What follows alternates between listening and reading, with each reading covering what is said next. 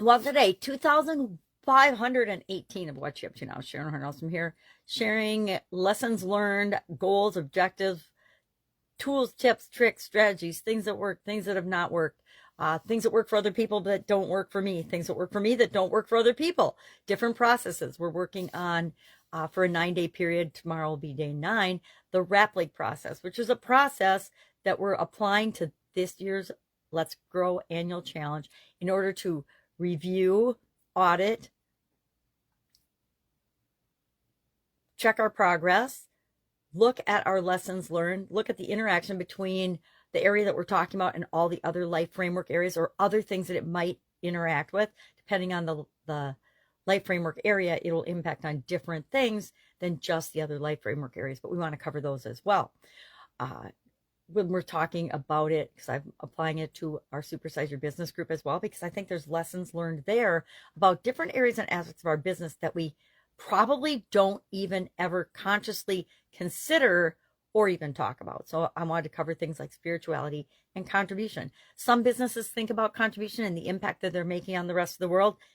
The vast majority of them do not. The vast majority of people in business and business owners are just in business to create an income for themselves or a job for themselves or a lifestyle for themselves and their family, which is contributing to the world and making it a better place, by the way. If you're taking care of your family and those you love and care about, that is positively impacting the world and making the world a better place.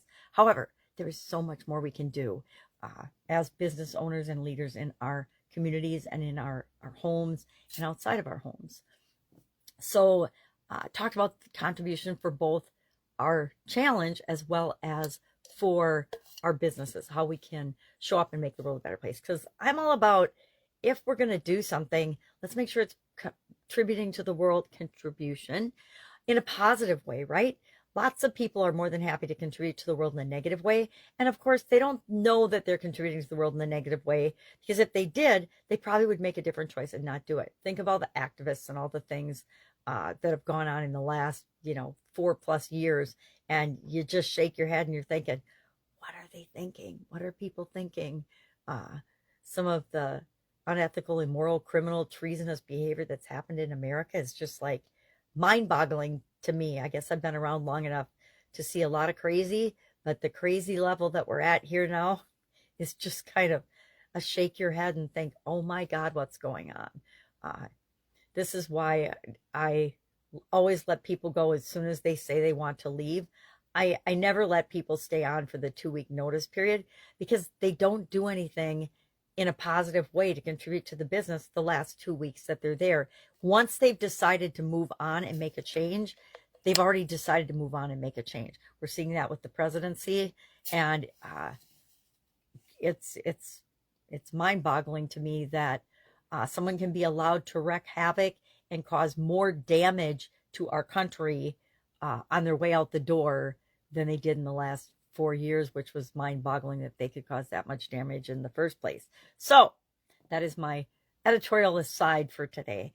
So we're talking about contribution and how it can make the world a better place. And a couple of the lessons that I've learned about contribution is small things make a huge difference and a huge impact. And it doesn't necessarily seem like it at the time, but it impacts us and it impacts the people that we lead. And it sets an example for other people that is almost immeasurable in its ripple effect and positive impact. And that's why I say, what you put out there is what comes back to you tenfold. I didn't make that up. It's a law of, it's a universal law. It's also a Christian belief and law is, you put good out into the world, you get good back. Maybe not one for one or directly or immediately, but that's what happens. It's the law of karma. It's the law of reciprocity. It's all those universal laws, things that we pretty much never talk about in business and even in our lives, right? How was the last time you had a law of attraction or a law of reciprocity or a law of karma discussion with your family? No,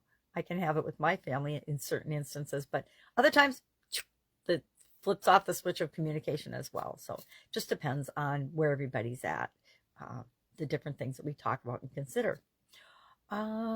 Christmas, handful of days away, totally not prepared, but I will be. I did do something cool yesterday. I took apart my Keurig coffee maker and fixed it, the power button. And I don't know what's going on. Some businesses and Keurig My first Keurig, I think, lasted 5 years. And now, for I'd say the last 5 years, we've gone through one a year. And so I was like, all right, I just descaled it. The light won't go on. I'm going to ask YouTube and Google if this happens to other people.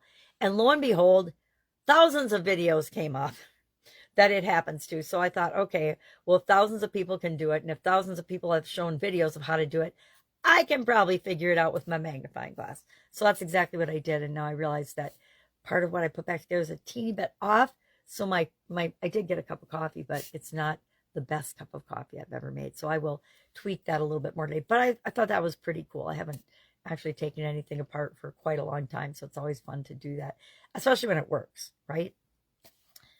I will say from a design standpoint, I understand why people just warranty it out and get a new one or just go buy a new one. However, they're getting expensive. We got inflation. We got prices going up. And so how often do you want to keep doing that if it's not necessary? And do you really want to throw that thing in the landfill because it doesn't work anymore when all it takes is a push of a little button that's super hard to get at, but you have to just reset something and boom, it works just fine. All right. If I can help you anyway, ask. Even though I'm busy, I will make time for you.